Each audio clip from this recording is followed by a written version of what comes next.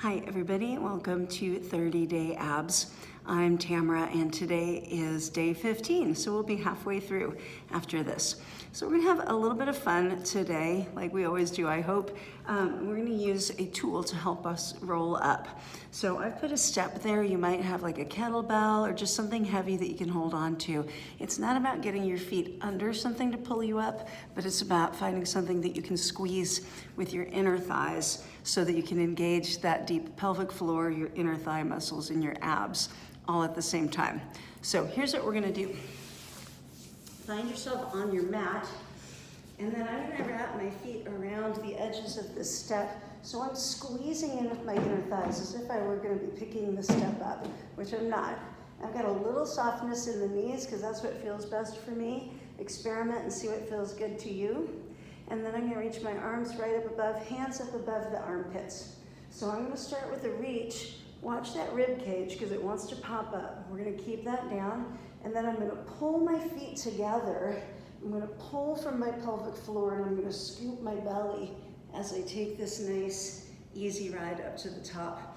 From here, I'm gonna go ahead and extend my arms up and then melt back down because I like the way that feels. But here are some alternatives. Inhale, exhale, you can just slide your hands along the floor. Inhale, maybe a little bit of momentum there if you need it.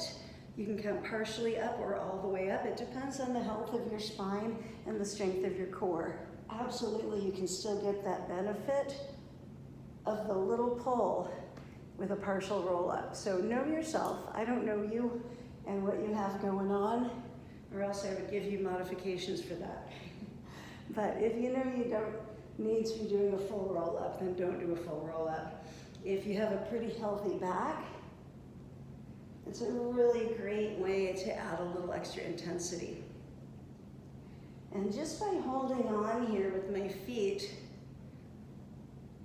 it kind of helps me to come up because I'm pulling in as I'm reaching toward the step. And then I'm holding on as I roll back.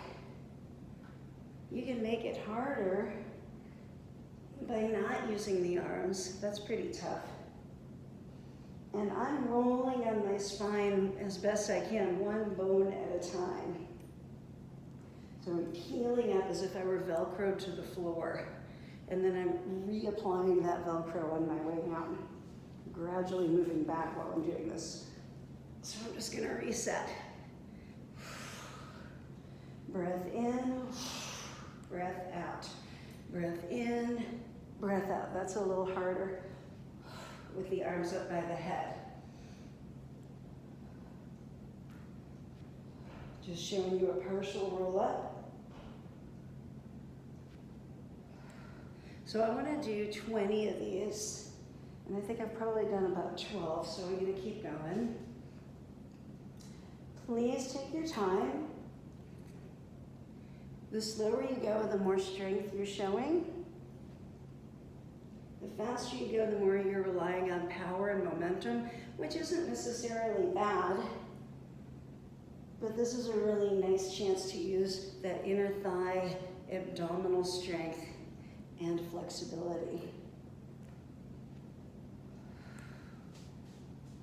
Move it up a little bit.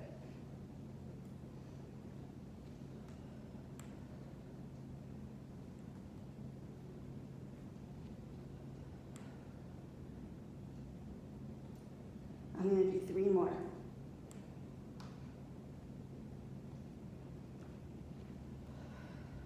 So I hope you're counting out your 20 reps, if doing that right number of reps is important to you.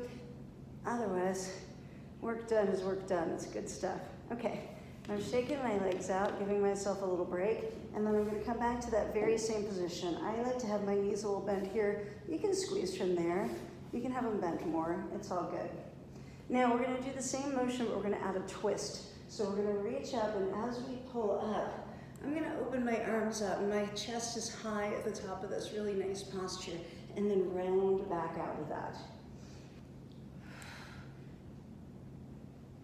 And you can do this with a partial roll up with just a little elbow tap. You still get the benefit of that inner thigh pelvic floor lift and you make it look the way you want it to look.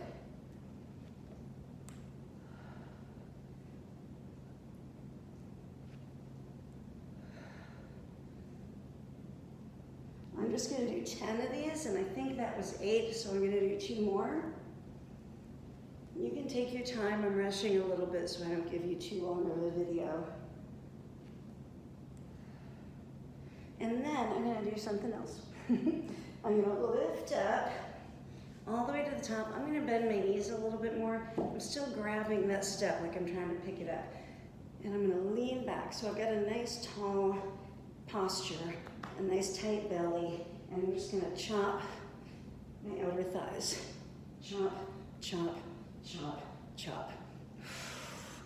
Tiny little waistline, it's on a swivel. If you don't want to rotate your spine, you can just do the arms and that'll give you a little anti-rotation. And if you want to add that rib cage, then you're getting a little bit of rotation. And I'm going to do 30 of these, 15 to each side.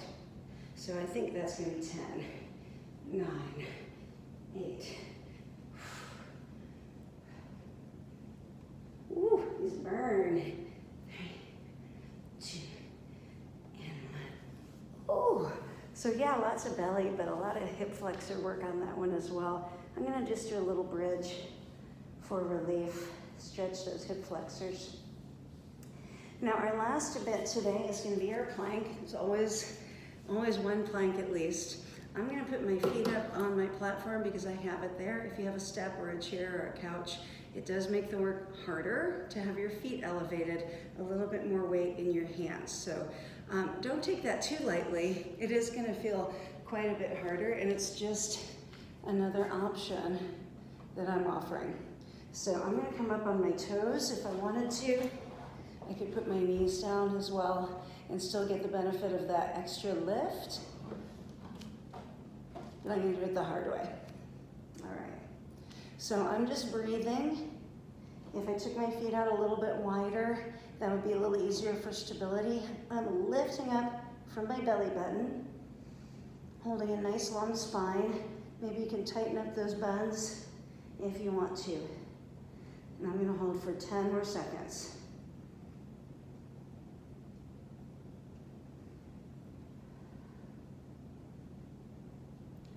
4, 3, 2, and 1. I'm going to come down. All right, just a quickie on the plank today. I hope you enjoyed that work. Please let me know in the comments if you have any requests or feedback on how the intensity is or whatever you like, or just say hi. Hi, and have a great day. I'll see you tomorrow.